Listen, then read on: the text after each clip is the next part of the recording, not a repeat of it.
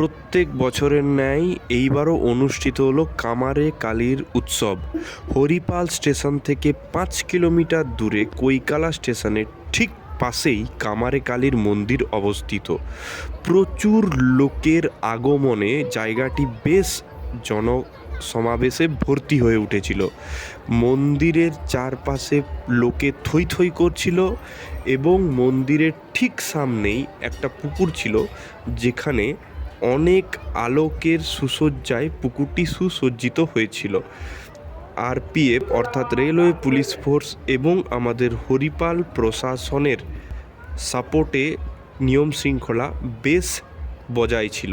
সামনে যে জায়গাটি দেখতে পাচ্ছেন সেটাতে ছাগল বলি শুরু হয় রাত 12টার পর থেকে এবং 2000 ছাগলকে বলি দেওয়া হয় জায়গাটিতে। তার জন্যই সবাই প্রদীপ জ্বালাতে ব্যস্ত হয়ে উঠেছিল।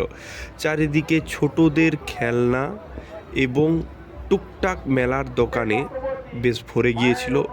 খাবারের দোকানগুলি তো উঁকি পেতে ছিলই।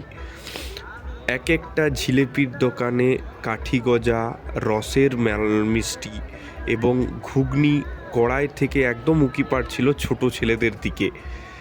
জিলেপি দেখে তো নিজেকে আটকানোই যাচ্ছিল না। গরম তেলে জিলাপি ছাড়ছিল আমাদের ময়রা। যাই হোক, খাবারের দোকান এবং অন্যান্য সব খেলনা, ফুলদানি এইসবের দোকানের সমাবেশে জায়গাটি